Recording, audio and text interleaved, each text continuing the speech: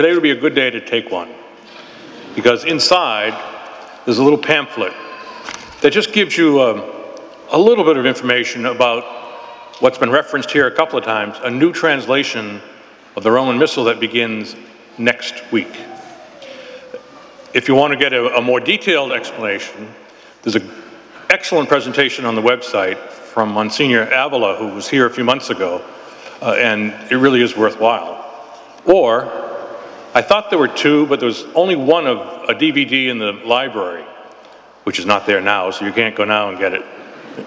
Starting Monday, you can look at it. That's, you know, an hour or two of explanation that for 10 years now they've been working on a revision, because it was decided that what was done in the late 60s and early 70s wasn't as authentic to the Latin or faithful to the Latin. One great example, something that we do all the time, I say, "The Lord be with you," and you say, "You're not going to say that anymore." I'm going to say, "The Lord be with you," but you're going to say, "and also with your spirit." Now, if you're over 40, and there are a few of you out there, I know, if you remember in the 60s when we started, first it was the dialogue Mass, and then it was Mass all in English. That's what we said, "and also with your spirit." And then they changed it to be "also with you." And that's a good example of where they took some liberty with the translations, because the Latin really is "et cum spiritu tuo," and with your spirit. What you're going to have